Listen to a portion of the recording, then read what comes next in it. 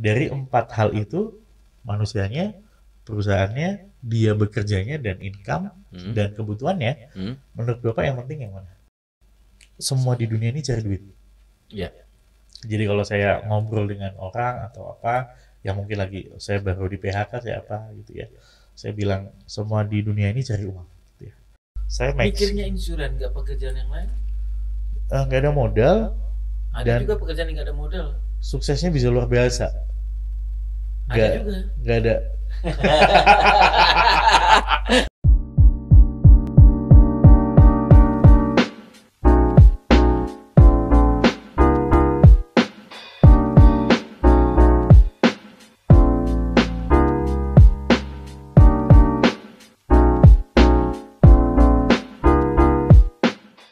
Oke, apa kabar teman-teman Victorian semuanya? Jumpa lagi kita di podcast kali ini. Saya mengundang yang sebenarnya udah kenal dan kita baru ketemu langsung seperti ini kali ini. Tidak perlu lama-lama, Mas Adi. Oke, thank you. Saya panggil Pak apa Mas? Mas aja, Mas aja. ya. Early 30. Oh ya, early 30. Iya. Gimana kabar? Sehat-sehat Mas Adi? Alhamdulillah, sehat. Segar terus Mas Adi ya? Iya, alhamdulillah. Harus segar terus. Sekarang di mana Mas Adi? Gimana apanya nih? Kegiatannya ya masih di bisnis gitu ya. Terus ya sama keluarga, masih nemenin antar jemput anak gitu ya, biasa. Orang biasanya kalau bisnis sudah nggak ada waktu nih untuk ngantar jemput anak. Betul. Kenapa gitu Mas Adi? Alhamdulillahnya di bisnis saya kita bisa yang atur waktu ya. Waktu, betul. Bisnis apa ya Mas Adi? Kebetulan saya udah tahu, saya mancing aja nanya. Kalau ya balik lagi ke income kita pasti hubungannya dengan pajak ya. Yes. Kalau di perpajakan saya disebutnya profesional lepas. Jadi sama seperti dokter, lawyer dan sebagainya gitu ya. Tapi kalau jabatannya, maksudnya profesi saya adalah financial advisor. Oke, financial advisor. Saya sekarang jabatannya agency director di salah satu perusahaan insurance di Indonesia. Joint venture, betul. Perusahaan swasta BUMN? Swasta. Jadi memang perusahaan asing ya, joint venture dengan perusahaan asing gitu ya. Kita bermitra ya. Jadi memang sebutannya bisnis. Saya bukan karyawannya si perusahaan itu, tapi saya benar-benar bermitra gitu ya. Biar semua paham, kenapa dibilang bermitra, berbisnis, bukan sebut karyawan? Karena kita balik lagi nggak ada jam kerja. Yang pertama nggak ada jam kerja, terus sistemnya bukan gaji ya. Sistemnya bukan gaji, jadi komisi, bonus dan segalanya gitu ya. Dan kenapa bermitra? Ya balik lagi, kalau kita bermitra dengan satu perusahaan, pada intinya saya pengen dia provide kebutuhan saya dan klien saya. Bisa nggak provide nih? Iya. Kalau kamu bisa provide ya saya mitra dengan kamu gitu ya. Ya, artinya ada perjanjian kerjasama. Gitu, bukan lagi kontrak pegawai dengan atasannya gitu ya. Perjanjiannya bentuknya perjanjian kerjasama. Saling menguntungkan. Saling menguntungkan. Ya, gitu. Untuk anak berarti no gaji, lebih ke bonus dan yang lain. Iya. Untuk buat anak-anak muda ini menurut Mas Adi gimana? Cocok banget dalam artian, kalau saya sih, saya menyebutnya saya ini generasi X ya. Di bawahnya baby boomers gitu ya. Iya, betul. Tapi semenjak pandemi ini kayaknya sudah lagi kelihatan trennya. Maksud saya setelah pandemi, bisnis yang oke, yang pasti yang digital gitu ya. Yang berhubungan dengan health, kesehatan. Nah, kebetulan saya berbisnis di situ, di health. Jadi dalam bentuk mungkin protection atau kuratif gitu ya. Dan kemudian biasanya anak-anak muda, generasi Y ke bawah lah kalau saya bilang. Kenapa? Karena mereka justru yang punya privilege kalau di kondisi saat ini. Mereka hidup dan besar dengan kondisi yang sudah ada internet gitu ya. Jujur saya lahir SD, SMP belum tahu itu internet gitu ya.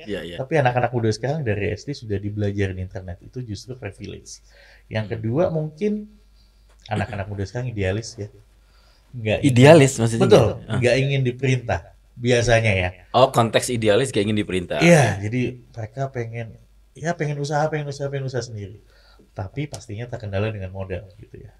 Nah, alhamdulillah di bisnis ini benar-benar kita no modal ya. Bukan berarti nggak layak untuk ditekuni, tapi kan kalau no modal berarti no risiko No ya. risiko. Betul. Saya ini agak-agak mau agak merasa paradok. Kalau tadi bilang cocok buat anak muda, Betul. Mas Adi merasakan bahwa secara rekrutmen Betul. menjadi agent atau menjadi seperti Mas Adi untuk anak zaman sekarang bukannya susah karena mereka lebih banyak. Saya dapat informasi nih, Ya. mereka lebih pilih jadi barista. Buka coffee shop ya gitu Iya. ya. Jadi barista supaya keren gitu ya. Iya, atau jadi employee, belum tentu bukan usaha sendiri. Betul. Kalau yang usaha sendiri oke, nggak apa-apa. Tapi Betul. yang bicara rata-rata yang saya dengar ikut orang kerja. Betul. Jadi hanya jadi barista. memang mau nggak mau kita bicara tentang culture ya. Ya ini. Gitu. Kita bicara tentang culture bangsa Indonesia sendiri gitu ya. Mayoritas profesi yang diidamkan oleh orang tua. Dalam artian gini nih, kalau kita mau ngelamar anak orang gitu, orang tuanya akan lebih lebih menerima, lebih mengidamkan profesi mantunya itu adalah sebagai PNS mungkin, kerja di BUMN mungkin gitu ya. Jadi mungkin itulah mungkin jadi culture ya. Jadinya numpuk gitu ya. Nah, kalau berawal dari culture. Betul, berawal dari culture. Jadi semenjak kecil kamu sekolah yang pintar, yang rajin supaya bisa dapat kerja. I see. Jadi kan itu kalau menurut saya sih itu satu bentuk propaganda halus gitu. Propaganda halus, iya bisa. Iya ya. Yang pintar sekolahnya supaya gampang cari kerja. Jadi kita memang dididik untuk cari kerja gitu ya. Bukan dididik untuk punya lapangan pekerjaan, menciptakan lapangan pekerjaan, gitu iya. Ya. Jadi memang sangat sulit sih. Kalau saya bilang bukan nggak bisa ya. Iya betul. Sulit ya. Kalau saya bilang bukan hal yang mudah. Kalau hal yang mudah pasti semuanya bisa gitu ya. Betul. Saya bilang bukan hal yang mudah untuk recruiting millennials gitu ya. Tapi one day dia cocok, dia nyaman, banyak banget millennials yang jadi pada akhirnya. Jadi dan nggak butuh waktu lama. Saya baru attend acara di Asia Pasifik lah istilahnya. Jadi best of the best dari setiap negara Asia Pasifik dikumpulin gitu ya. Keren nih.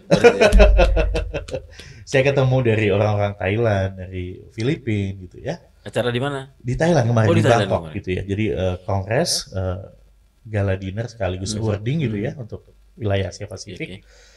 Kita banyak share ketemu dengan yang profesi dari negara lain gitu ya. Dan mereka kebanyakan masih muda-muda. Dan saya kagetnya mereka starting the business di usia belasan. 18, 19 gitu ya. After high school. Betul. Jadi mereka justru momentum kuliah. Banyak temennya, suka nongkrong, suka apa. Having fun together gitu ya. Kan mesti sama-sama gitu ya. Itu justru peluang bagi mereka. Jadi banyak di antara mereka yang early 20 udah income-nya udah 3 digit. Wow. Kalau dirupiahkan ya. Yes, Early 20. Ya entah itu dia anak orang kaya, entah dia background-nya mungkin benar-benar berjuang dari nol gitu ya. Tapi it's okay kalau dia sekarang punya Lamborghini misalnya. Ya, betul. Dia berhak ya. Dia berhak. Karena pastinya sudah kerja keras gitu. Nah, culture itu yang mungkin berbeda dengan kita walaupun sama-sama Asia gitu ya. Iya betul. Gitu. Makanya ya saya punya visi, saya join di bisnis ini di usia 25-an gitu ya. Menurut saya itu udah telat gitu ya. Kalau bisa semakin muda kan lebih baik gitu. Saya kenal tamu kita di bagian insurance juga dulu ya. Itu juga memang dari belasan memang beliau. Dari umur setelah lulus SMA sudah langsung di insurance. Betul. Jadi di bisnis ini memang yang sukses tidak banyak. Yang sukses sampai wow gitu tidak banyak. Top. Dan biasanya yang sukses pasti yang sudah berumur. Di atas 40 atau ya di atas 40 minimal ya. Saya banyak kenal dengan golden age-nya di umur 40. Golden age-nya yang sukses orang sukses itu ya. Nah, kenapa saya punya visi ngajak millennials? Karena jujur ya, saya join di bisnis ini karena seorang milenial juga gitu ya. Dia sukses di usia yang early 30 ya. Early 30. Iya. Gitu. Jadi saya kayaknya beda ya. Ini biasanya yang ya let's say kalau kalau di bisnis ini kan pastinya semua tentang ya mau nggak mau ujung-ujungnya duit gitu ya. Yes, betul. Pasti yang dilihat rumahnya di mana gitu kan, mobilnya bawa apa gitu ya. Ya biasanya mobil-mobil Eropa lah, ya lambang kesuksesan ya. Itu biasanya udah tua.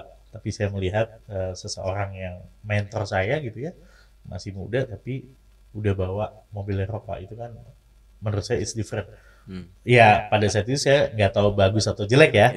Cuma di bisnis semuanya kadang-kadang kalau saya mengutip saya suka lihat quotes-nya si Panji ya, Panji Pragiwaksono ya. Panji Pro. Kadang-kadang di bisnis itu berbeda lebih baik daripada lebih baik. Ya di Twitternya. Be different. Ya, saya melihat masih muda gitu ya, udah sukses dan dia full time, gak ada bisnis lain. Dan saya tahu sendiri dia bukan dari keluarga yang konglomerat lah, bukan kayak gitu ya. Ya saya contoh dia aja sih. Dan dia berani loncat dari di titik nyaman dia yang di Indonesia yang sudah punya nama, sekarang dia langsung ke New York sekarang, ke luar negeri maksudnya, ke Amerika kan ya. Iya. Mulai dari start dari nol lagi dia. Betul. Makanya itu. Iya. Oke. Sekarang kan sudah jadi leader pastinya ya. Saya belum masuk ke produk nih. Pada saat leader saya masih tertarik bertanya tentang anak-anak muda nih, bahwa tantangan apa nih untuk meyakinkan mereka, karena di situ kan nggak ada gaji pokok di sananya, maksudnya di tempat bisnisnya. Jadi pure bisnis, bangun dari awal tanpa modal kurang lebih kan ya. Modalnya cuman keberanian, pantang menyerah kan begitu. Betul. Tantangan apa kira-kira untuk buat anak muda biar mereka juga tahu bahwa anak muda opportunity di bisnis insurans ini besar sebenarnya. Besar. Karena jumlah penduduk juga mendukung gitu ya. Iya. Jumlah penduduk kita besar banget dan penetrasi pasarnya masih mungkin sekitar. Masih berapa persen? Ya under 5% lah mungkin ya. Wow. Yang ikut insurans? Yang by decision sendiri ya. Bukan dari kantor atau bukan dibeliin orang tua gitu ya. Insuransi swasta ini 5% kita bisa bilang asuransi swasta, no BPJS. Iya. Dan kebanyakan dari mereka justru nggak tahu sih yang saya beli itu kegunaannya buat apa. Yang mereka tahu hanya bayar aja sih. Kebanyakan yang saya tahu ya. Iya. Jadi ketika ada sesuatu ya lagi musim yang beberapa tahun kemarin banyak high complaint ya. Iya. Tentang investasi atau apapun itu gitu ya. Ya karena mereka taunya cuma bayar aja. Mereka kurang tahu tentang benefit yang akan didapatin. Jadi ya seperti itu. Jadi penetrasi pasarnya sangat luas. Kalau menurut saya banyak orang yang perlu kita edukasi pastinya gitu ya. Makanya financial planning ya, financial advisor gitu ya. Uangnya mau diapain, supaya bertumbuh gimana, supaya asetnya bertambah gimana. Itu masih banyak orang yang belum tahu gitu ya. Karena ya konvensional ya. Sebenarnya kalau kita mau beli apapun itu, mau beli sesuatu aset, nambah aset baru. Sebenarnya kita mengurangi aset yang lain. Iya. Jadi misalnya kita beli mobil gitu ya. Cash. Pasti kan ngambilnya dari tabungan. Kita beli rumah, cash ataupun kredit itu, pastinya juga akan ngambil dari tabungan. Itu yang konvensional gitu ya. Tapi di sini kita semua mengajarkan bahwa untuk nambah aset baru, kita nggak perlu lagi mengurangi dari aset yang lama kita. Jadi benar-benar aset itu baru, bukan dari aset yang lama kita. Jadi benar-benar ya memang asetnya bertambah gitu kan, bukan cuma pindah aset aja. Iya. Berarti tantangannya saya bisa simpulkan sementara bahwa selain daripada culture masyarakat yang belum paham tentang insurans, pentingnya insurans, yang kedua para agent atau para yang menjembatani untuk memahami ini belum banyak juga. Betul. Karena tadi culture juga yang harus merasa kalau mau kerja di tempat yang kerja yang bagaimana. Betul. Ya, saya tertarik. Saya punya program sebenarnya, Mas Adi. Betul. Dengan beberapa kampus. Butuh edukasi di awal. Betul. Untuk meminimize setidaknya walaupun udah telat karena mereka dari kecil udah dididik culture tadi, masalah kerjaan seperti itu, pemahaman terhadap insurans juga masih kurang. Itu kan bisa kita minimize kan saat mereka sekolah. Betul. Entah itu SMA, kerjasama sama teman. Betul. Bagus banget itu, Pak. Kerjasama juga dengan kampus. Betul. Apalagi kalau di kampus ada sekarang freedom pendidikan. Oh, oke. Itu menurut saya bagus banget ya, karena dari kecil kita cuma disuruh nabung gitu. Iya. Dari kecil kita tidak dikenalkan bahwa uang ini bisa muter loh, istilahnya bisa kita gunakan yang lainnya. Betul. Gitu. Ya, itu bagus banget sih menurut saya, karena ya kedepannya sih udah pasti nih, karena millennials itu menurut saya populasinya paling gede ya. Paling gede. Generasi Y ke bawah, Y, Z, terus ya millennials itu paling gede populasinya ya, jadi nanti yang membawa perubahan di sana perlu diberi edukasi. Betul, Selama ini kan edukasi dari maaf nih ya, sama-sama kita sama-sama baik, tapi di kampus saja baru ini edukasi dari finansial, keuangan khususnya perbankan. Betul. Di bisnis yang lain pasar berjangka sudah masuk Pak. Betul. Mas, di beberapa kampus. Insurans kayaknya belum terlalu masif. Iya. Karena mungkin ya itu tadi ya. Terlalu terlalu pragmatis nih. Terlalu cepat nih, yang penting cepat-cepat. Iya. Tidak memikirkan bagaimana investasi edukasi dulu. Iya, betul. Jadi pengennya dapat hasil cepat. Langsung gitu. cepat. Iya, benar. Investasi edukasi perlu diadakan apa? Untuk biasanya itu di level-level leader aja yang berpikir ke sana. Betul. Jadi memang alhamdulillahnya sih kenapa saya bisa jadi seperti ini gitu ya. Memang dulu ketika saya join sama mentor saya gitu ya, saya benar-benar dibekalin dulu sebelum saya jalan. Jadi dibekalin gimana how to communicate gitu ya. Gimana kita berdiskusi, gimana kita bernegosiasi, gimana kita bisa trial untuk dia push closing gitu ya. Dan gimana after salesnya. Jadi banyak banget hal-hal yang mungkin secara tidak sadar saya terupgrade ya skillsnya. Boleh kita siap bantu Mas Adi kolaborasi. Siap, kalau mau boleh, kampus, boleh. mau sekolah. Saya ikut, boleh. Gak apa-apa, bisnis beda-beda tapi kita kolaborasi dengan masing-masing kuenya masing-masing. Betul, sekarang kan zamannya kolaborasi ya. Nah, betul Mas Adi. Nah, ngomong-ngomong kolaborasi ini, kita memang di sekolah tidak diajarkan kolaborasi. Nah, itu. Kita selalu diajarkan tentang kompetisi. Betul. Ranking 1, ya gitulah. Ya. Makanya mungkin ya banyak hal-hal yang seharusnya bisa be better gitu ya. Hasilnya lebih maksimal karena kita mungkin nggak terbiasa dengan itu. Betul. Akhirnya sendiri-sendiri kan Pak ya gitu ya. Jadi karena kita bareng-bareng ya hasilnya bisa maksimal gitu sih. Oke Mas Adi, tertarik saya dengan Mas Adi bicara tadi 5% ya asuransi swasta masuk di yang terdistribusi di Indonesia. Menurut Mas Adi dengan adanya BPJS merasa tersaingi? Bukan sih. Bukan saingan kita. Pertanyaan saya cukup provokatif. BPJS is good gitu ya. Oke. Is good, tapi ya balik lagi ya. Indonesia ini kan negara berkembang gitu ya. Kalau kita pengen yang semuanya sesuai dengan maunya kita gitu ya. Nggak cukup dengan BPJS gitu ya. Kayak saat ini ya. Karena mungkin kan BPJS ya masih baru juga gitu ya. Ya kita hidup di Indonesia ya harus berdamai dengan itu juga gitu ya. Dan BPJS memang konsepnya untuk membantu masyarakat yang middle kalau saya bilang gitu ya. Nah kalau BPJS kan hanya mungkin perawatan yang ya di rumah sakit, kita sakit berobat mungkin batuk pilek berobat gitu ya. Kita dirawat di rumah sakit nginep gitu dan sebagainya gitu kan. Tapi banyak sektor yang bisa masih kita provide gitu ya. Contohnya tadi orang kerja biasanya kan dapat income. Nah banyak orang nggak sadar gitu ya. Jadi ada orang kerja dapat income untuk mencukupi kebutuhan sehari-harinya. Gitu ya. Nah kira-kira yang paling penting menurut Bapak apanya? Ada manusia, dia bekerja di suatu perusahaan, dia dapat income, dan income-nya untuk memenuhi kebutuhannya sehari-hari. Dan keluarganya. Dari 4 hal itu, manusianya, perusahaannya, dia bekerjanya, dan income, dan kebutuhannya, menurut Bapak yang penting yang mana? Manusianya.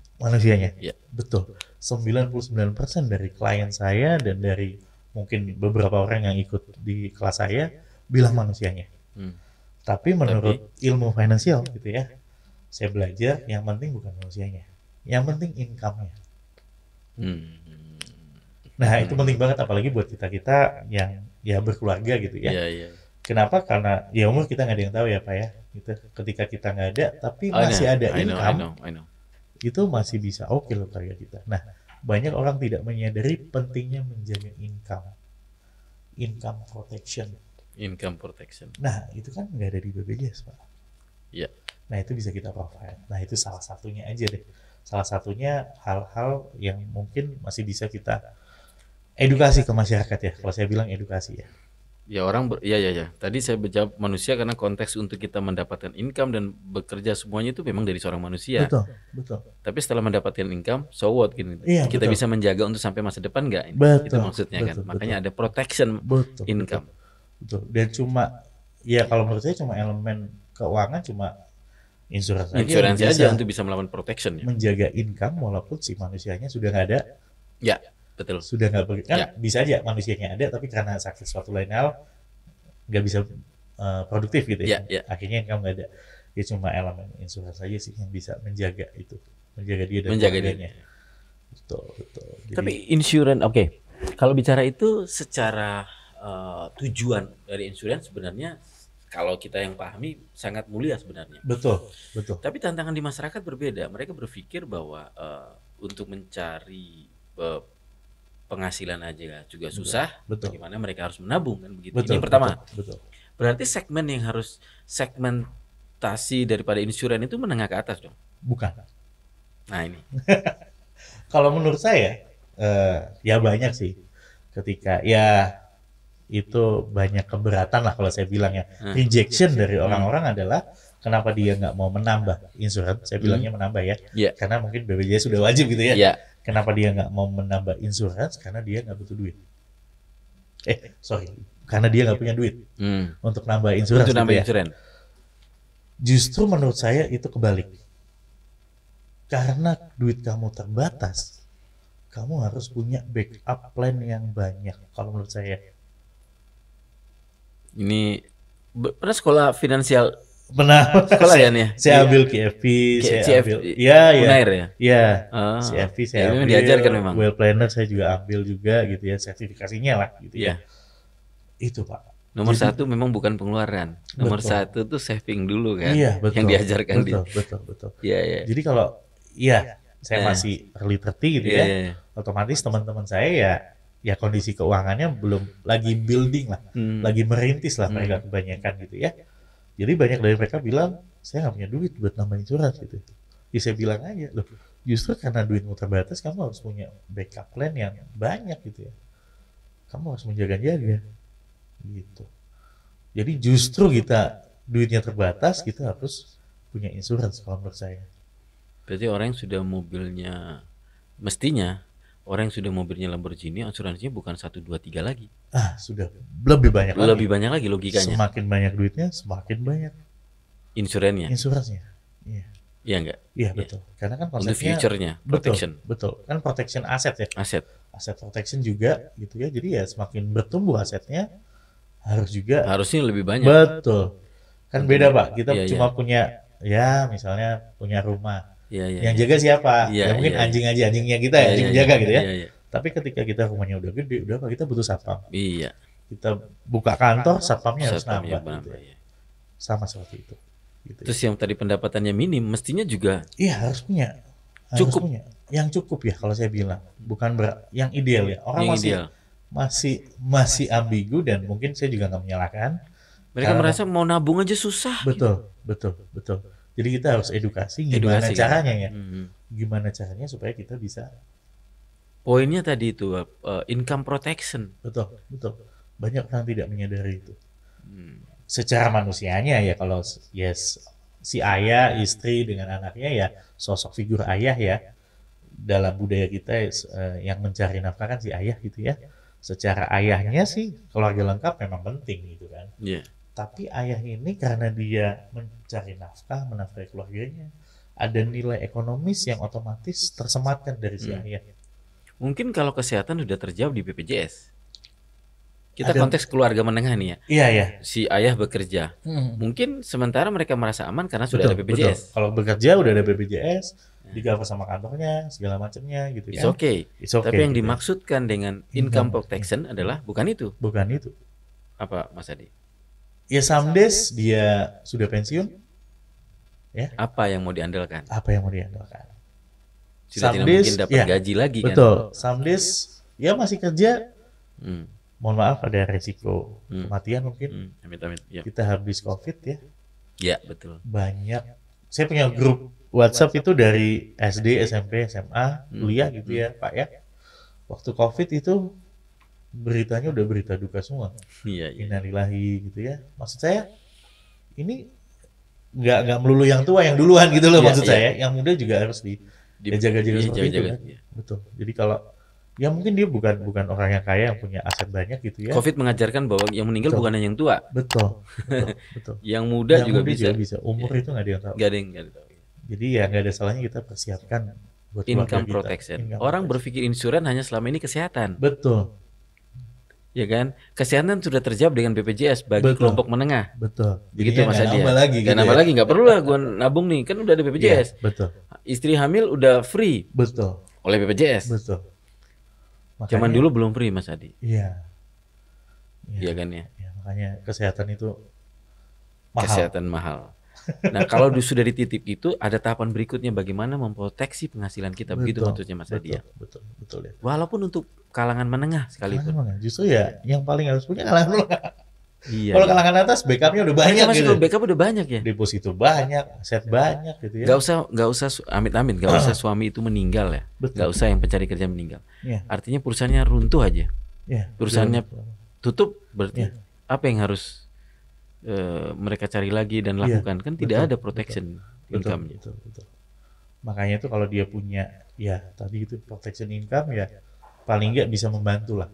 Artinya andaikan hari ini mereka tidak bekerja, makan untuk 1 bulan sudah bingung. Ya, masih bisa gitu ya. Masih bisa, tapi masih bisa. Enggak, apabila mereka tidak punya income protection, kalau mereka berhenti kerja hari ini, 1 bulan mereka pasti udah bingung penghasilan, udah nggak tahu ngapain.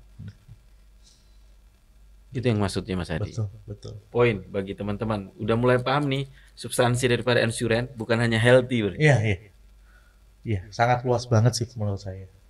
Jadi untuk health, income protection dan banyak lagi yang lainnya. Jujur Mas Adi, saya cukup paham sebenarnya. Cuman baru kali ini saya agak lebih ngeh lagi nih. Lebih ngeh. Iya betul. Untuk konteks menengah orang pikir, saya ulangi lagi, orang pikir ya udah cukup nih. BPJS kan udah cukup. Betul. Tapi coba sudah nggak ada kerjaan. Betul. Gak usah bicara meninggal deh. Betul. Apa yang harus kita lakukan? Kalau bicara tentang bisnis gitu ya, menurut saya dan sepengalaman saya ya di bisnis ini ya, pertama kita join di bisnis yang pertama nggak ada modal gitu ya. Jadi saya sekaligus edukasi mereka, kenapa sih nggak berbisnis yang tanpa modal gitu ya. Itu yang pertama kali saya ucapkan. Yang kedua, semua di dunia ini cari duit. Iya. Jadi kalau saya ngobrol dengan orang atau apa, yang mungkin lagi saya baru di PHK saya apa gitu ya, saya bilang semua di dunia ini cari uang. Gitu ya. Istilahnya kalau ini di Malang gitu ya, kita sama-sama mau ke Surabaya nih, mau ke Surabaya. Ada yang jalan kaki, ada yang naik sepeda pancal, gitu ya, ada yang naik sepeda motor, ada yang naik bis umum, ada yang naik mobil Avanza, atau ada yang naik mobil BMW. Iya. Secara kecepatan, cepat yang mana Pak? BMW. Kenyamanan? BMW. Jadi saya selalu bilang, sepengalaman saya, semuanya pasti ya tujuannya ke sana sama-sama. Tapi di bisnis ini yang paling cepat dan nyaman yang saya dapatin. Gitu. Kalau kita bisa lebih cepat dan lebih nyaman, kenapa enggak? Jadi itu kalau tentang bisnis ya, kalau tadi Bapak bicara tentang bisnis, saya edukasinya ke sana nih. Tapi kalau tentang resiko, nah balik lagi ke income protection tadi, gitu ya. Tapi kalau secara bisnis, dia ada ketakutan dia di PHK perusahaannya, gitu ya, atau apapun itu ya, kita coba edukasi dengan mau nggak jalanin bisnis yang ya istilahnya modalnya nggak ada, gitu ya, gampang dipelajari. Gitu ya, sangat gampang dipelajari gitu ya, tapi hasilnya bisa maksimal gitu. Itu untuk menjalani bisnis. Kalau untuk protection income ada, saya mau masuk nih, ada produk yang untuk menjawab protection income. Banyak sekali produknya. Coba salah satunya Pak, untuk bisa dipahami. Biasanya ya, income itu terhenti apabila pasien tutup usia. Yes. Ya. Masalahnya kan berapa sih nominal ideal nih? Protection ideal untuk dia ngambil income protection. Betul. Itu.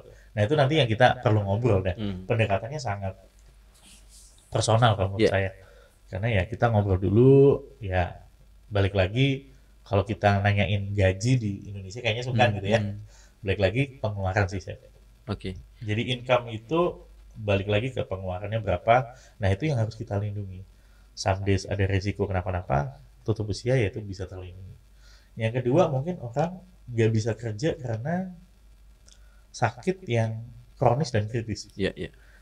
Cancer, stroke dan sebagainya. Dan sekarang penyakit-penyakit yang terkenal fansnya orang yang tua-tua gitu ya, sekarang udah mulai ngefans sama yang muda-muda gitu. Jadi itu yang harus kita lindungi. Some days dia kena divonis, misalnya ya amit-amit cancer gitu ya, pasti sudah nggak bisa kerja lagi gitu. Saya itu healthy. Saya masih tertarik di pertanyaan gini Mas Adi. Bagi anak muda sekarang dia baru kerja nih dengan gaji katakanlah 3 jutaan gitu umpamanya. Perlu nggak dia harus masuk asuransi di luar konteks? Tentu asuransi kan ada yang double nih ya. Saya ingat saya nih yang yang healthy juga yang digandengkan dengan yang macam-macam. Sebenarnya saya sudah tahu, cukup tahu lah, nggak detail sih. Cuman bisa dibantu jawab Mas Adi bahwa untuk teman-teman Victorian dengan gaji 3 juta, apa yang dimaksud mereka harus melakukan income protection. Ketika kita tidak sadar tiba-tiba di umur 10 tahun ke depan, 5 tahun ke depan, amit-amit di perusahaan yang mereka kerja tutup. Seperti banyak terjadi di fintech, ada yang sudah ketutup. Iya, betul. Apa mestinya di awal yang mereka harus lakukan sebelum terjadi seperti itu? Jadi ya mau nggak mau mereka harus saving gitu ya. Harus saving dulu gitu ya di tempat mana gitu ya yang bisa otomatis yang bisa cover untuk jangka panjang. Nah itu. Ya, yang punya proteksi dalam artian kepastian. Selama ini banyak elemen investasi yang tidak pasti. Ya kalau sepengetahuan saya ya gitu ya, nggak pasti dalam artian banyak sekali komplain tentang dulunya ngomongnya begini dapat sekian gitu ya, ternyata nggak bisa dapat sekian gitu ya. Kalau masih anak muda gitu ya, menurut saya ya itu tadi mereka harus menabung lah, mendisiplinkan untuk menabung yang punya proteksi juga gitu ya, dan yang punya kepastian nilai. Jadi justru karena mereka masih muda gitu ya, mereka harus punya itu semua sih kalau menurut saya. Mungkin ini yang pernah saya dengar Mas Hadi, ada produk di insurans namanya produk pensiun. Iya, betul. Ya, artinya betul. Anak muda masih walaupun gaji 3 juta, 5 juta, selain produk pensiun itu kombinasinya dengan healthy, kesehatan, itu juga mereka juga dapat amit-amit di tahun ke berapa mereka juga sudah bisa menggunakan uang yang mereka nabung selama ini. Mungkin begitu ya? Betul. Jadi dengan mendapatkan nilai keuntungan investasi. Begitu Mas Adi ya? Iya, betul. Jadi menurut saya mungkin ya itu tadi yang pengen saya sampaikan bahwa mereka harus ya mau nggak mau disiplin dalam menabung yang untuk jangka panjang dan menengah gitu kan. Yang mungkin bisa dinikmati tabungannya. Kalau nanti ada resiko apa-apa gitu ya dari kerjaan gitu ya, bisa mungkin ditarik atau apa-apa yang fleksibel lah, yang fleksibel gitu ya. Yang kemudian mereka bisa buat untuk usaha. Betul. Iya. Dan sekaligus ya punya proteksi ya supaya jaga mereka gitu ya. Ya kita nggak bisa berharap 1 tahun 2 tahun ya, pastinya kan harus jangka panjang. Betul. Gitu ya. Maksudnya dengan uangnya sedikit, nanti mungkin 10 tahun 15 tahun lagi kayak uang kaget gitu loh. Ya, Pak ya. Betul. Kan dengan 3 juta nggak mungkin kita nyuruh nabung 2 juta kan? Iya. Jadi dengan tabungan yang mungkin 10-15% aja gitu ya dari income dia rutin menyisihkan, tahu-tahu nanti 10 tahun, 15 tahun lagi kayak uang kaget gitu loh. Iya, betul. Ini ada itunya nih. Kan ini bisa kita nikmatin nih. Yang pernah saya dengar 10 tahun nih, sudah kelihatan berapa bunga yang didapat betul. Mas. Betul. Jadi jangan pikir kesehatan dan itu fungsinya 2 kan, Mas Adi. Dari satu akun satu produk insurans yang diikutin bisa berfungsi 2. Selain untuk pensiunannya, sekaligus juga untuk kesehatan, cover kesehatannya. Betul. Jadi ya dengan satu program dia bisa dapat semuanya. Iya. Program itu yang memang rame ya. Maksud saya ya dengan cuma menyisihkan ya kalau karena sebagian kecil gitu ya. Tapi benefitnya luar biasa banget sih. Sehingga kita bukan harus bicara kematian atau apapun. Setidaknya yang terjelek sekarang ini yang akhirnya terjadi perusahaan ditutup. Mereka tiba-tiba mau pingin usaha, modal, masih ada backup nih. Betul. Itu yang dimaksud dengan poin yang tadi Mas Adi sebutkan, income protection. Iya, betul. Begitu kan Mas Adi? Betul. Jadi apalagi kesehatan udah pasti. Iya, udah pasti. Itu yang pertama harus dipunya. Iya, betul. Karena menurut saya ya boncos. Kalau kita nggak punya health protection. Ada teman saya, boncos. Mas Adi. Ada teman kita di ruangan ini, Mas Adi. Sama sekali nggak ngikutin, sempat itu. Sekarang baru sadar pentingnya. Betul. Ya, saya juga punya pengalaman gitu ya. Klien-klien saya, teman-teman saya gitu ya. Ya pengalaman sendiri saya aja lah, COVID kemarin gitu ya. Di mana belum di-cover oleh pemerintah gitu ya. Oh, iya. Ya saya habis mungkin ya cuma bentar sih di rumah sakit gitu ya, nggak nyampe 2 minggu juga gitu ya. Cuman ya habisnya udah 250 something gitu lah. Kan lumayan. Gitu. Betul. Lumayan. Ada teman saya Mas, udah BPJS nggak ada, swasta nggak ada, habis 100 lebih. Benar. Jadi boncos. Menurut saya kalau orang Malang bilang bocor halus gitu ya. Jadi aset yang ya kita kerja dari pagi sampai malam, kita udah ngumpulin tabungan, kita ngumpulin aset, lama-lama bocor juga itu kayak gitu. Jadi make sure your health protection is enough gitu ya. Betul. Ideal. Saya nggak bilang mahal, saya nggak bilang bagus, ideal lah. Semoga ini bagian penting buat teman-teman Victorian biar paham betul betapa pentingnya insurance ya, baik itu untuk healthy juga untuk income protection. Ini yang lupa saya tahu tapi lupa benar-benar saya sadari. Saya thank you buat Mas Adi ngingatin lagi tentang income protection. Bukan hanya healthy sebenarnya insurance itu kan. Betul, banyak banget. Jadi ada ya kalau saya suka ngobrol itu kan untuk yang ya istilahnya basic gitu ya. Iya. Gimana kalau orang yang mungkin udah kaya gitu ya, udah duitnya udah banyak. Masih butuh nggak sih insurance gitu? Mestinya butuh dong. Pastinya lebih butuh. Iya. Gitu. Legan logika tadi punya kantor baru harus ada security juga kan. Betul. Kantor baru lagi ada security lagi. Betul. Ya, jadi ya tax planning. Iya. Itu ya, ada asset protection, asset multiplication itu juga. Betul Mas Adi. Beberapa konsep yang mungkin bisa di-provide dengan kita gitu ya. Artinya kita mau bilang juga untuk para kalangan menengah ke atas bahwa kita bukan BUMN, kita bukan PNS yang ada apa-apa ada cover pensiunan gitu. Itu yang perlu direncanakan. Rencanakan benar. Betul. Ya balik lagi ya kalau dan dari dini. Iya betul. Bukan nunggu nanti. Begitu Mas Adi. Betul.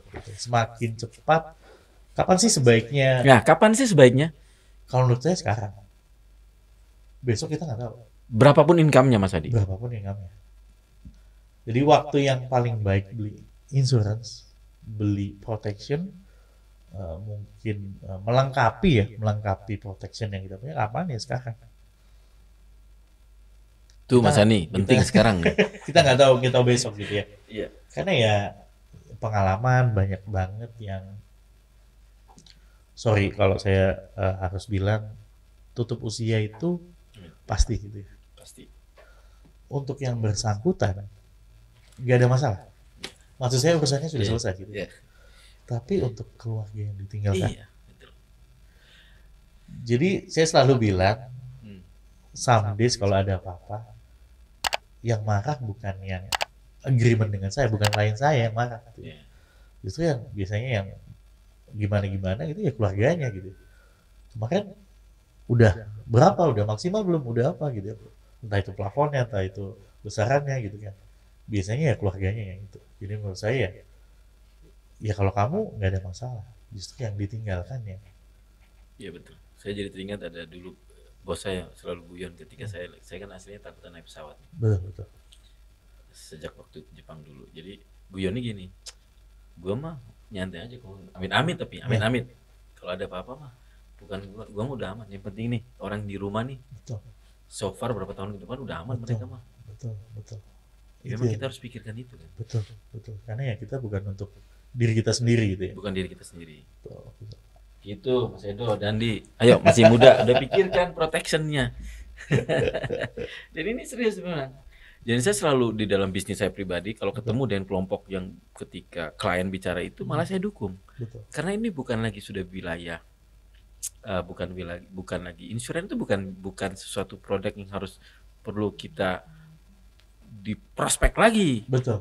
Memang kita nyari. Betul. Kita harus memilih. Kita yang memilih. Iya, nyari untuk memilih mana yang cocok buat kita. Betul. Gitu kan Mas Edi? Betul. Bukan yang paling baik ya. Kalau menurut saya ya setiap perusahaan, setiap apa pasti ya ada plus minusnya. Ada plus minusnya. Tapi balik lagi mana yang cocok buat kita. Ya. Kondisinya kita. Ya gitu. betul. Itu sih menurut saya. Oh ya, untuk menjawab juga ini kegalauan masyarakat. Terakhir terbaru ada kejadian insuran yang mungkin punya pemerintah yang masalah kemarin. Dengar kan ya? Dan itu berdampak nggak kan? Di teman-teman insuran berdampak nggak nih?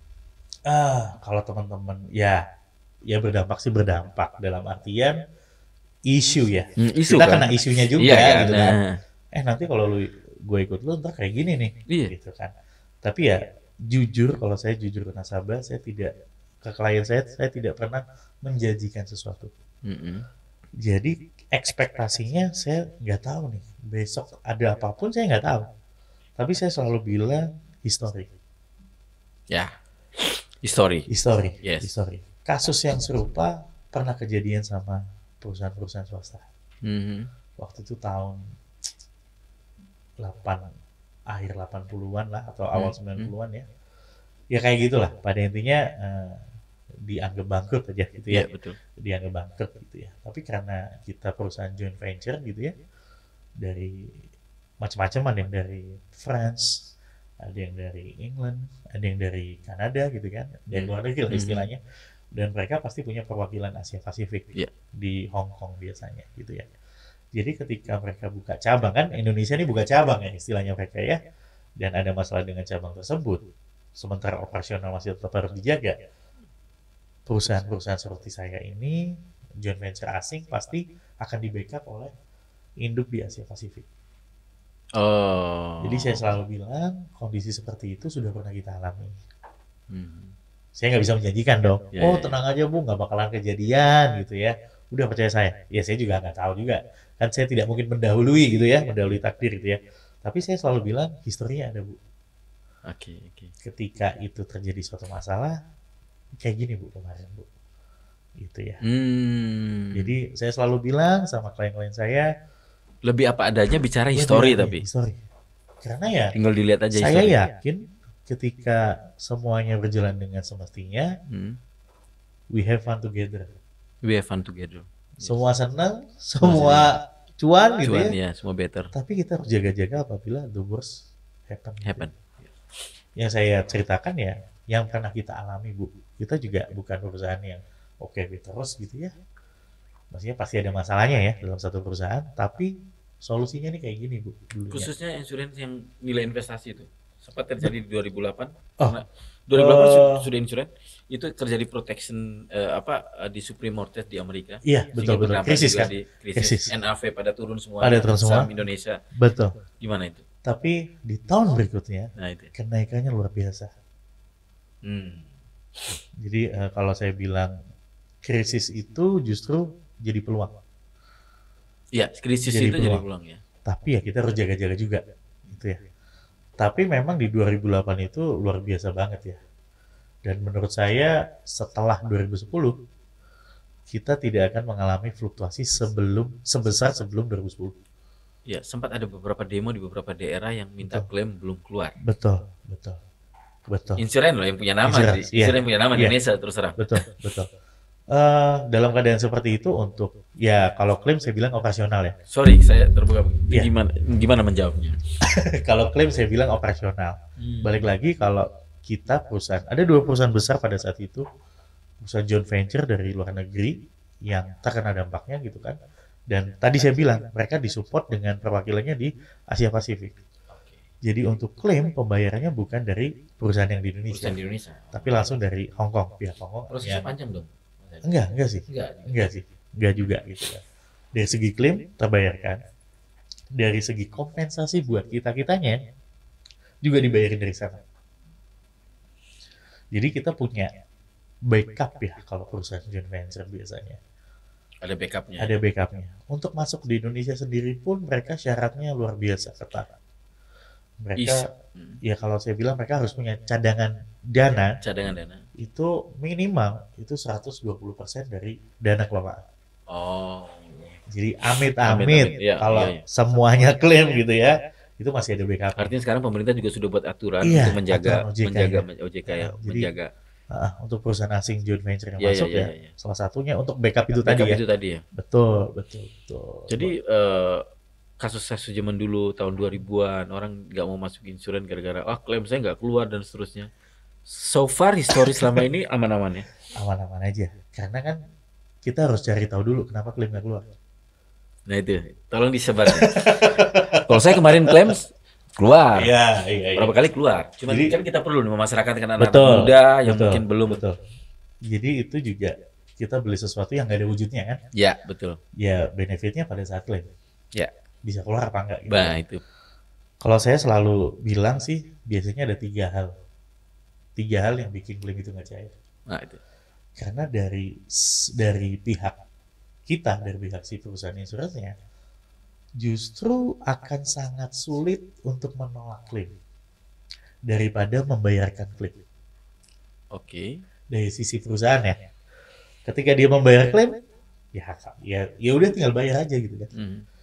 Kalau dia nolak, harus secara hukum gimana nih? Secara administrasi gimana nih? Kan itu harus dipikirin. Iya. Tapi kalau dia bayar ya udah bayar aja gitu kan. Okay. Senang juga gitu kan. Iya. Makanya saya bilang kepada klien saya justru perusahaan kita akan sangat sulit untuk menolak sebenarnya. Jadi biasanya sih ada 3 hal yang bikin klaim itu nggak cair. Yang pertama nasabahnya. Nasabahnya kalau saya bilang nakal gitu ya, dalam tanda kutip ya nakal. Jadi ada 3 nakal yang harus dihindari gitu ya. I see. Nasabahnya nakal dalam artian data, riwayat kesehatan, medical record, gitu. Tidak terbuka. Iya. Tidak di-declare. Tidak di-declare. Tidak di state gitu ya. Di state. Ya. Pada saat pertama masuk. Kenapa? Ya kita perusahaan risiko otomatis gitu ya. Yang bisa masuk yang sehat pasti gitu ya. Ketika mereka udah ada riwayat kesehatan gitu ya, udah ada medical record yang macam-macam, ya pasti kita akan keep on eye untuk itu. Kecuali pada saat sudah berjalan waktu ada sakit yang baru muncul, kan beda. Baru muncul, gitu. Kan tapi bisa ketika baru masuk, ketika baru masuk ya pasti harus jujur ya. Jujur dong. Ya. Yang kedua, agent. Tenaga profesional, agent demi closing datanya dimanipulasi. Dimanipulasi. Rokok seminggunya sebatangnya. Betul. Seminggu 1 pak, dibilang seminggu. Ya, gitulah. Itu benar. Itu yang membuat klaimnya tidak keluar. Kayaknya Bapak sebagai nasabah ya. Jadi keluar semua ini ketika saya bahas tentang agent gitu ya. Jadi itu tadi. Iya. Zaman dulu itu teknologi belum seperti sekarang gitu ya. Masih ada nasabah yang titip ke agent. Oh iya. Titip ke agent. Ya, kalau misalnya dititipin apalagi di daerah gitu ya. Mas, kapan datang saya titip ya, tolong bayarin ya gitu. Si agentnya nih di Kota Malang dari dulu saya dengar gitu. Titip, memang titip. Masih zaman dulu ya, kasih duit ke agentnya yang bayar. Iya. Agentnya udah mau bayar nih, udah mau ke kantor. Cuma ketika dia mau ke kantor lewat mall. Nah itu dia. Itu benar ceritanya apa itu? Lewat mall akhirnya duitnya yang harusnya dititipin gitu ya. Ya saya bicara oknum ya ini ya. Saya bicara tentang oknum gitu ya. Akhirnya duitnya yang harus dibayarin ya tidak terbayarkan. Akibatnya polis tersebut lapse. Ketika terjadi risiko nggak bisa kepakai. Ya. Yang ketiga, saya harus terus terang aja perusahaannya. Oh iya. Perusahaan yang nakal. Jadi ya kalau sekarang sih sangat jarang ditemuin.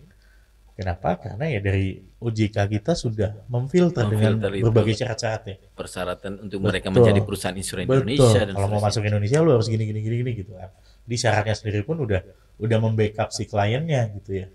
Kalau sekarang sih jarang banget ya saya temuin. Kalau zaman dulu ya banyak perusahaan kecil apa-apa. Berarti kejadian isu kemarin dengan perusahaan besar BUMN terjadi kemarin itu?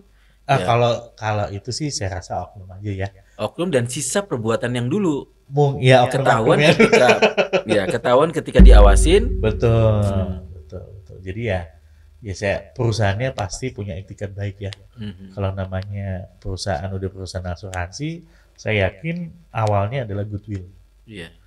goodwill, perusahaan berniat baik gitu ya. Tapi kan kita nggak ngomong itu. Kita bicara tentang oknum gitu ya. Ya makanya ya kalau 3 hal itu nggak ada ya saya jamin ya pasti klaimnya akan kebayar gitu ya. Siap. Makanya kita harus pilih perusahaannya dan pilih tenaga pemasarnya, tenaga profesional kita harus pilih. Nah, kita udah bicara bisnis, manfaatnya loh, maslahat daripada bisnisnya Mas Adi yang gelutin sama ini. Nah, kita mau pengen cari tahu Mas Adi tentang Mas Adi asli mana? Nah, saya asli Malang, Pak. Malang asli. Malang asli. Arema. Cuman kebetulan waktu saya usia 2 tahun, saya ikut apa ya? Kalau bahasa Jawanya Pak D ya. Om ya. Om ke Jakarta. Gitu. Jadi saya mulai usia 2 tahun sampai kelas 3 SD di Jakarta, terus balik lagi ke Malang, lanjutin kuliah gitu. Sampai kelas 3 SD di Jakarta. Di mana Jakarta? Saya dulu tinggal karena kebetulan Pak D saya itu bukan Jaksel ya? Bukan Jakarta Timur saya. Saya dulu tinggal di Jakarta Timur di Komplek Hankam. Bekasi ya? Komplek Hankam, enggak, di Cibubur. Komplek Hankam Cibubur. Karena kebetulan Pak D saya Ade di Angkatan Darat gitu ya. Dan dia juga dulu kan anggota DPR dari fraksi TNI ada tuh. Iya, dulu ada. Gitu. Jadi saya ikut beliau gitu ya. Kebetulan beliau bintang 1 gitu ya. Dan juga sebagai anggota DPR. Sorry, Mas Adi Ampiang. Saya pribumi. Bukan Jawa Mas. Bukan. Tapi ya pribumi. Enggak, saya Jawa asli. Jawa orang tua Jawa, kakek nenek Jawa semua. Malang tapi ya, Jawa Malang gitu. Terus dari balik lagi ke Malang, kelas 4 SD, SMP, SMA di Malang. SMA di mana, Mas? SMA sebut bendera. Malang. SMA 5? Iya. SMA 5 tuh bagus kan nih, pinter nih. Ya kebetulan sih ya. Saya dulu suka nyonteknya orang pinter gitu ya. Jadi buat Victorian semua pinter kebetulan, cukup terkenal kan kalau di Malang SMA 5 ya. Iya, betul. Di mana? Di Angkatan Laut, depannya Angkatan Laut. Oh iya itu SMA favorit kalau nggak salah dulu. Iya, lumayan luas juga ya tempatnya gitu. SMA 5. Kemudian lulus dari SMA, saya kebetulan masuk STAN. Sekolah Tinggi Akuntansi Negara. Sekolahnya saya tahu STAN tuh si pembawa acara saudaranya Helmi Yahya. Helmi Yahya STAN ya.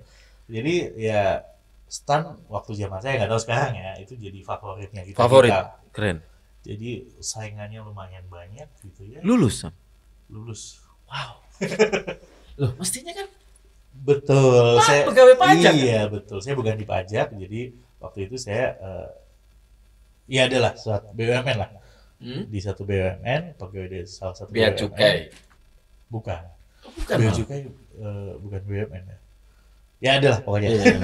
Salah satu perusahaan BUMN gitu ya, milik negara. Penempatan pertama saya itu di Batam. Karena waktu itu saya stannya D1 gitu ya. Saya jadi kepala unit di usia 18 tahun. Terus? Jadi kepala unit di usia 18 tahun di ya Batam. Jadi di Batam gitu ya. Ya itu muter-muter aja di Batam, gitu ya. Kemudian itu tahun 2000. Makanya logatnya sudah kayak nggak Jawa. Sebenarnya masih bisa juga ngomong Jawa gitu kan. Cuman untuk yang halusnya mungkin saya punya keterbatasan gitu ya. Tapi medonya bukan Jawa lagi, medonya udah kayak keluar. Makanya tadi saya mau mancing nanya, oh berarti dari sejak tahun berapa di Batam? Di Batam tahun 2008 sampai 2013. Ada sekitar 5 tahun di sana. Lebih ya, lebih. 8 ya, 6 tahun yang dijalani ya. Itu saya lulus kepala unit. Sampai bertahan di kepala unit atau sempat naik di tertinggi selama di Batam? Sempat saya waktu itu karena waktu posisi di Batam di tahun 2012 saya sempat ditawarin untuk jadi kepala cabang. Di salah satu pulau lah gitulah. Buka baru perluasan gitu ya, saya mau ditunjuk sebagai kepala cabang. Cuman saya bilang, Pak, saya sudah lama di Batam gitu ya. Ya saya sadar sendiri ya, di lingkungan kerja itu like and dislike sangat kental gitu ya. Intinya saya masih orang Jawa, istilahnya nggak enak nih Pak. masih banyak yang senior gitu ya, saya masih junior, masa baru-baru udah jadi kepala cabang nih gitu ya. Justru saya ya bukannya saya nggak mau gitu ya, cuman ya lebih baik menghindari ya gitu ya. Saya lebih suka tempat kerja yang nyaman ya gitu ya. Akhirnya ya terus mau gimana gitu ya. Udah saya pulangin aja Pak, balik ke Malang aja lah gitu ya. Kebetulan waktu itu orang tua sudah lagi sakit gitu ya. Saya 2 bersaudara, kakak saya di Jakarta, otomatis salah satu harus pulang nih gitu. Jadi saya bilang sama bos saya, udah Pak, terima kasih untuk tawarannya Bapak untuk saya dipilih untuk jadi kepala cabang di salah satu unit ya, salah satu cabangnya Bapak, tapi mohon maaf, saya harus kayaknya pulangin aja saya Pak gitu ya. Kondisi orang tua saya juga lagi sakit, kakak saya di Jakarta ya saya harus nemanin beliau gitu ya. Pekerjaan jelas. Ya, tapi bukan resign ya Pak ya. Saya minta dimutasi aja. Saya minta dimutasi. Iya, minta dimutasi. Waktu itu ya. Waktu itu. Jadi 2013 saya minta dimutasi. Oh, bukan resign ya? Bukan resign, belum resign. Tapi nggak comfort memang situasi di sana. Bukan berarti nggak comfort ya. Cuma ya. Atasan mendukung ya? Atasan mendukung gitu ya. Cuma kan atasan ganti-ganti Pak. Oh iya sih. Jadi ya saya cukup punya histori ya. Saya tidak mengharapkan ekspektasi yang gimana gitu ya. Cuma historinya kok gini, ya saya jaga-jaga aja lah gitu ya. Udah Pak, saya mutasi aja ke Malang, saya balikin aja ke Malang. Ya saya dimutasi di Malang gitu ya. Ya tetap jadi kepala unit juga gitu ya. 2015 apa kantor? BUMN tadi itu ya? BUMN ya, di Malang gitu ya. 2015 baru saya resign. 2015? Iya, betul. Why? Nggak cocok aja ya mungkin ya. Dari sayanya ya, bukan dari si perusahaannya ngapa-ngapain, enggak sih. Ya secara gaji BUMN ya, kalau sama PNS ya mungkin lebih gede gitu ya. Banyak pengangguran saya udah tertarik tuh sisi itu kan ya. Tunjangannya lumayan banyak. Saya nggak bilang nominal, cuma tunjangan ini, tunjangan itu gitu ya. Saya kalau cuti digaji, dikasih tunjangan cuti malahan. Jadi gajinya tetap jalan, kita cuti dikasih tunjangan cuti Pak. Total under 30 ya?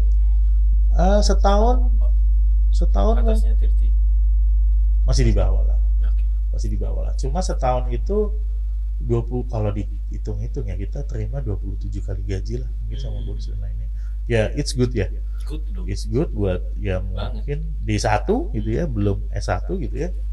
Udah dapat income segitu gitu ya. Oh, stan yang D1 ya? Stan yang D1 ya. Nah, kenapa saya OD ya? Kalau bahasa saya suka menyebut OD. Kalau kuliah kan DO ya. DO. Nah, saya nyebutnya OD, Pak. Apa itu? ODW. ODW, ya. Kenapa saya memutuskan untuk jalan lain lah istilahnya. Jujur saya waktu itu nanya ke bosnya saya, pimpinan cabang. Saya pimpinan unit, saya nanya pimpinan cabang saya. Dan dia usianya sudah 52. Otomatis 3 tahun lagi pensiun nih. Yes. 30 tahun lagi pensiun. Saya waktu itu masih usia ya awal 20-an lah. Pak, nyun sewu nggih Pak. Mohon maaf ya Pak, permisi ya Pak gitu ya. Gajinya Bapak berapa? Take home fee-nya Bapak berapa gitu ya. Ya mungkin buat sebagian orang itu nggak sopan. Iya. Tapi saya bilang mungkin sudah akrab jadi bukan. Saya harus bilang buat saya motivasi Pak. Ya kalau saya nggak tahu gimana saya mau ngejar posisi kayak Bapak. Saya bilang aja kayak gitu ya. Mungkin beliaunya tidak jawab langsung di angkanya tapi minimal kisarannya. Dia nunjukin slip gajinya. Waduh, terbuka langsung. Ya mungkin ya dia juga lumayan dekat sama saya ya udah ini nih slip gaji saya. Menurut saya berarti waktu itu saya masih ya istilahnya 22 lah ya. Dia usianya 52, saya 22 ya. Berarti saya orangnya sangat logika banget. Maksudnya sangat sadar banget ya gitu ya. Berarti 30 tahun lagi income saya segitu gitu ya. Itu logika saya yang pertama. Iya. Dan menurut saya kalau harus nunggu 30 tahun lagi saya akan buang waktu deh.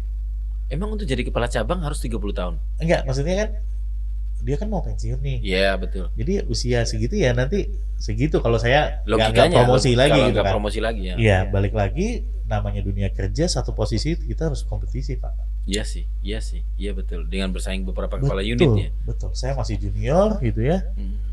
Bisa ngambil dari unit yang lain, cabang yang lain, kota yang lain, provinsi yang lain gitu ya. Apalagi saya saingannya dengan yang senior juga gitu kan.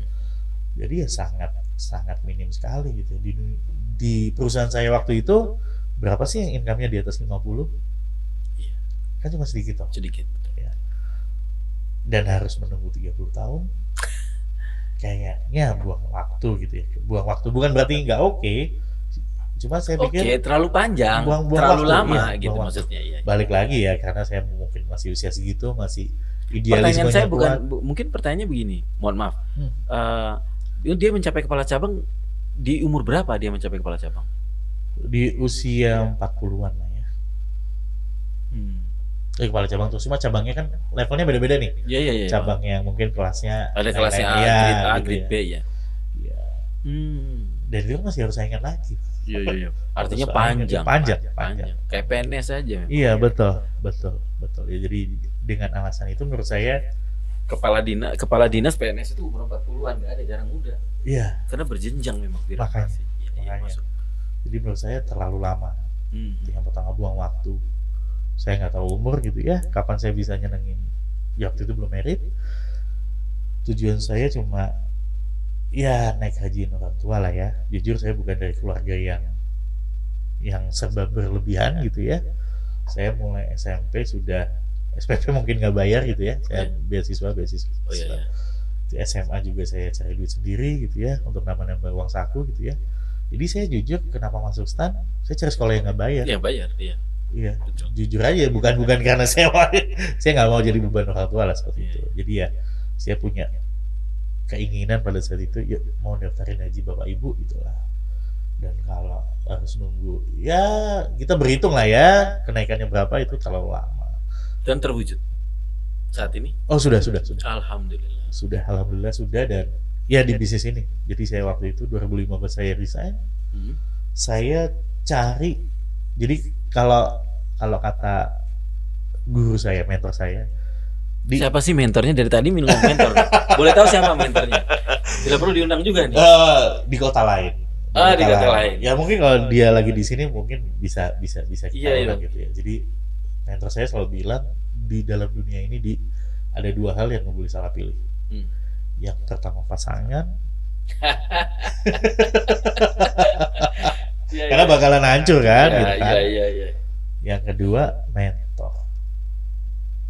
Ya saya nggak bilang ya orang tua kita juga nggak bisa memilih kita mau dilahirkan dari mana, nggak bisa milih gitu ya.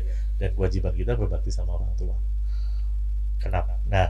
Kenapa saya memilih di kota yang jauh? Padahal di Malang juga banyak leader-leader yang oke gitu ya, leader-leader yang udah sukses gitu ya. Tapi kenapa saya memilih jauh di kota Bandung gitu ya?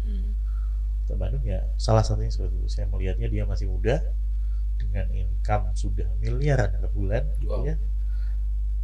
Dan ya udah pure cuma di bisnis ini aja, nggak ada sampingan, nggak ada. Banyak orang-orang yang mungkin sudah settle di bisnis ini, mereka coba sampingan. Wajar. Tapi dia tidak. Ketika dia fokus, masih usia segitu, fokus di bisnis ini aja. Dan dia memulai ya masih muda. Waktu itu saya ketemu dia. Kenapa alasannya dia tetap fokus? Tidak mencoba untuk kalau kata bisnis harus di 2 keranjang 3 keranjang. Iya. Mungkin untuk investasi harus banyak keranjang gitu ya. Oke. Tapi kalau untuk berbisnis dia harus fokus. Dia harus fokus. Waktunya harus benar-benar tercurahkan lah pada bisnisnya. Ya jadi ya saya ngikutin.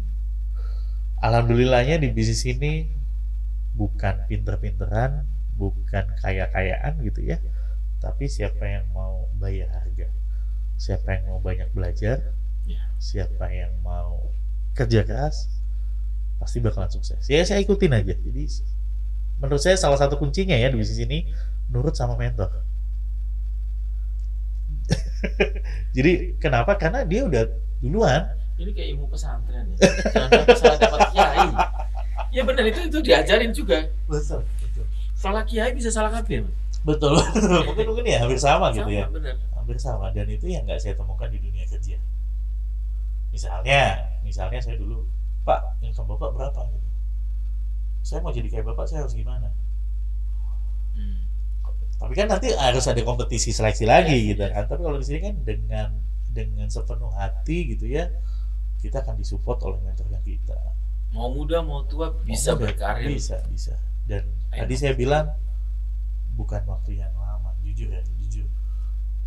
bukan waktu yang lama untuk ya tujuannya dulu menyamakan income saya di kerjaan sebelumnya. Jadi Mas Adi keluar 15, ya, bergabung di bisnis sekarang ini sejak tahun? Ya 2015 juga. 2015 langsung? Iya, langsung. Memilih ini kenapa? Ya itu tadi, nggak ada modal, semuanya bisa dipelajari. Berkenalan awal sama siapa? Dengan leader saya yang di Bandung. Oh, kenalnya sudah sebelumnya? Saya yang mencari. Maksudnya? Mencari. Saya banyak ditawarin, jujur, dengan perusahaan-perusahaan yang ada di Malang, leader-leader yang di Malang pada saat itu gitu ya. Oh, sampai sudah bersilaturahim dengan iya kan, teman-teman kita kan banyak ya yang udah join gitu kan, jadi tawarin gitu kan. Saya mikirnya insuran, nggak pekerjaan yang lain? Nggak ada modal. Ada juga pekerjaan yang nggak ada modal. Suksesnya bisa luar biasa. Ada juga. Nggak ada.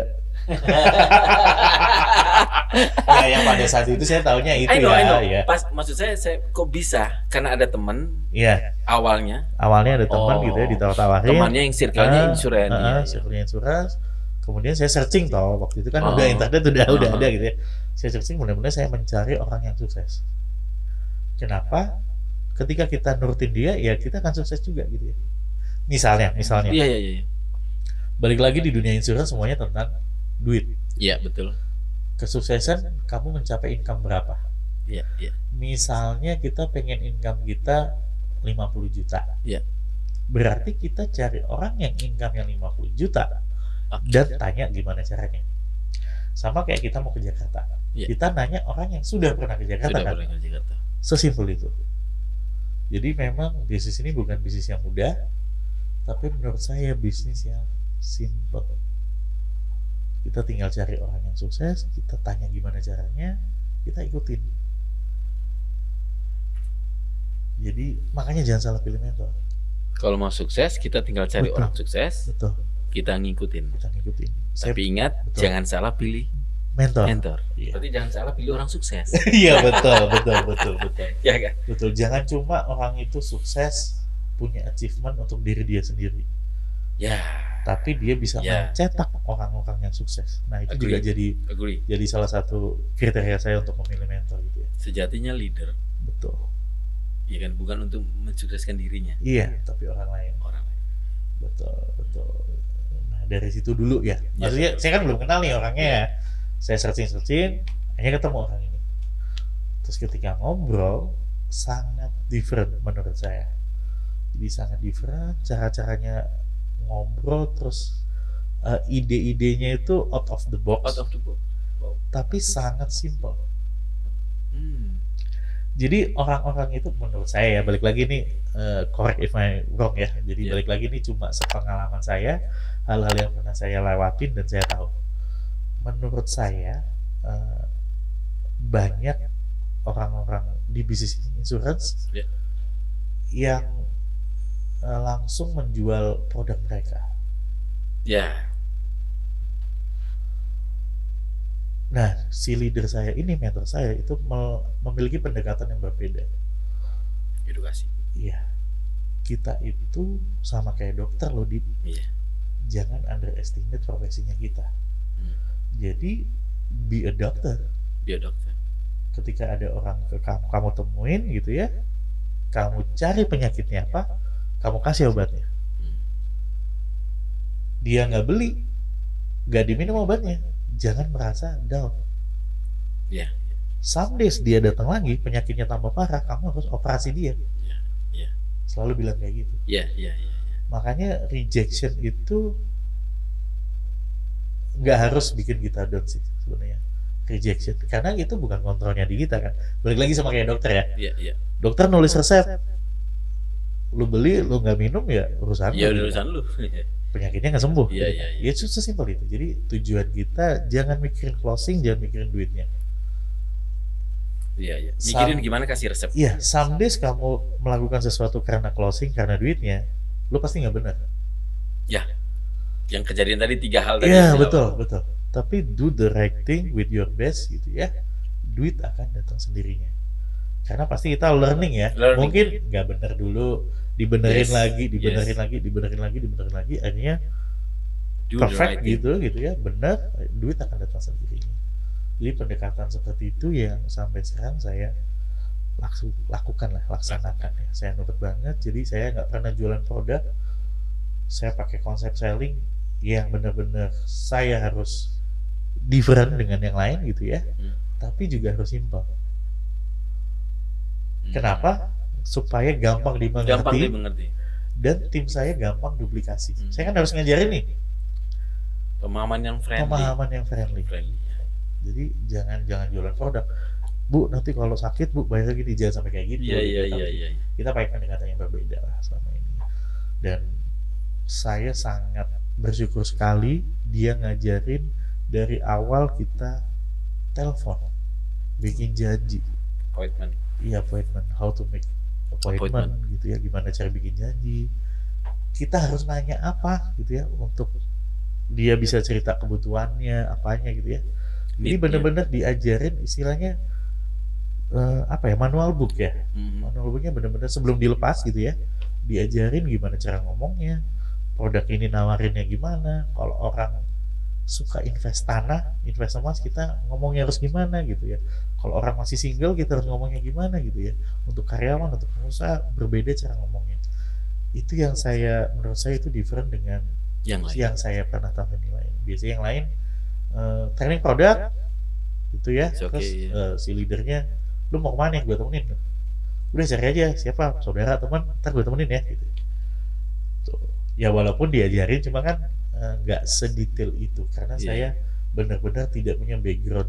Saya dari karyawan BUMN gitu ya, profesional gitu ya. Saya secara introvert banget lah saya itu. Jadi Adi itu sangat susah ngobrol dengan orang baru. Anak stan. Ya. Udahlah gitu, paling gak ada orang nggak apa-apa gitu. Anak stan tuh kayak anak IT. Ya betul, sangat tidak marketing banget kan, gitu kan. In room terus, ngitung keuangan. Betul. Lihat komputer kalau IT. Betul. Saya bisa ke bioskop sendirian nonton film gitu ya. Kasihan banget ya hidup lo gitu ya. Berdua ini nggak pernah nongkrong gitu ya. Gimana saya bisa menjalankan bisnis ini? Dan kebetulan mentor saya juga introvert kan. Dia tahu dari dulunya. Jadi kenapa saya mengambil bisnis ini? Yang pertama biasanya orang pindah kerja untuk mendapatkan jabatan lebih tinggi atau income yang lebih tinggi. Di sini nggak usah pindah-pindah gitu ya. Ya udah stay di sini, kita besarin di sini, income atau jabatan akan naik dengan sendirinya. Ya pertama. Yang kedua, biasanya kalau kita kerja untuk training yang sifatnya soft skill itu mahal banget Pak. Iya. Public speaking, marketing itu mahal banget dan nggak semua dari orang perusahaan akan ditrainingkan. Dan marketing nggak sekali 2 kali ikut. Iya, betul. Kalau untuk materi marketing ya. Betul. Banyak banget. Tapi di sini saya belajar soft skill dengan sendirinya. Ya. Saya belajar gimana deal sama orang, bertatap muka, manage tim, HRD, time management, semuanya ya sambil lalu aja. Jadi ya saya jadi seperti sekarang ya karena ya belajar diajarin sama learning by doing. Betul. Gitu. Jadi ya it's not the best. Gak ada anak yang cita-citanya jadi kayak saya. Jujur ya, pasti. Saya juga kecil cita-citanya nggak akan pernah jadi kayak gini gitu dokter ya. Iya dokter, pilot, polisi atau segala macam gitu ya. Tapi alhamdulillah dulu yang belum saya dapatin, ya istilahnya saya mau pengen apa ya bisa lah di sini gitu lah. Tuh. Berangkatkan haji orang tua tahun berapa? Harusnya sih tahun 2024. Daftar. Udah. Pendaftarannya tahun berapa? Daftar. Harusnya berangkat 2024. Enggak, maksudnya pendaftarannya tahun? Udah lama ya, udah 2016 kalau nggak salah. Wow, setahun setelah bekerja di bisnis. Iya. Langsung. Betul. Alhamdulillah. Alhamdulillah kan? Alhamdulillah. Ya berkat doa orang tua juga. Alhamdulillah. Jadi harusnya pada 2024 cuma karena COVID pandemi ya mundur 2-3 tahun. Ini buat teman-teman Victorian yang masih muda, kapan berbisnis? Selain protection tadi sudah dijawab, kapan mulai berbisnis di bisnisnya? 2015 saya. Enggak, untuk anak muda Victorian pesannya? Ya, Mas Adi? bisa sekarang. Iya. Balik lagi kapan waktu paling baik sekarang. Kita punya tenaga, kita punya waktu ya sekarang gitu ya. Jadi ya saya pengen sharing aja sih. Saya nggak untuk recruiting gitu ya. Saya sifatnya nggak akan memaksa orang, nggak akan mendiskreditkan pekerjaan dia sebelumnya. Semua pekerjaan pasti oke gitu ya. Cuma ini loh ada jalan yang lebih cepat mungkin. Yang tadi dengan logika BMW tadi. Iya, cepat dan nyaman. Karena naik BMW, saya make sure saya ajarin semuanya untuk bisa nyetir BMW gitu kan. Bahwa ada yang tidak berhasil di dalam berbisnis seperti sampean, bukan tidak berhasilnya, belum berhasil. Belum. Mungkin prosesnya masih butuh waktu. Betul. Tadi mentor yang harus yang mentor. yang benar. Jangan yang salah pilih mentor gitu ya. Kalau kalian pengen berprestasi, cari mentor yang berprestasi. Karena Mas Adi sudah mentornya pilih yang baik di sana, dan Mas Adi sudah bisa sebagai mentor yang baik untuk di Malang. Amin. Kan begitu Mas Adi. Amin. Bermanfaat buat orang banyak kan? Iya. Saya lebih suka sharing sama orang-orang gitu ya. Ini loh ada yang oke, saya jujur breakthrough di hidup saya. Terobosannya di hidup saya benar-benar bisa berubah dalam jangka waktu yang singkat. Dalam waktu yang singkat. Masih bisa ngantarin anak? Iya. Sekolah anak. Saya dari anak lahir saya tidak pernah absen ngantar imunisasi. Saya dan istri. Kebetulan kami sama istri sama-sama di sini gitu ya. Dari semenjak lahir saya tidak pernah absen nganterin imunisasi, mau siang, malam, pagi, sore gitu ya. Padahal di klinik saya lihatnya kalau nggak mamanya sama susternya, atau bahkan neneknya sama susternya gitu kan, karena suami istri bekerja. Jadi ya mungkin uang bisa dicari, tapi kesempatan ya saya bisa ngantar anak imunisasi itu udah bangganya setengah mati. Nggak semua orang bisa gitu ya. Suami idaman. Ini suami idaman ini. Nggak semuanya bisa gitu sih. Jadi waktu nggak akan pernah kembali, makanya kalau bisa sukses cepat kenapa sebenarnya. Apa kata motivasi hari ini buat Victorian semuanya, Mas Adi? Kata motivasi banyak banget ya, cuman buat Mas Adi sendiri mungkin apa prinsip hidup Mas Adi bisa di-share? Prinsip hidup saya dari saya sekolah, not the best but be best.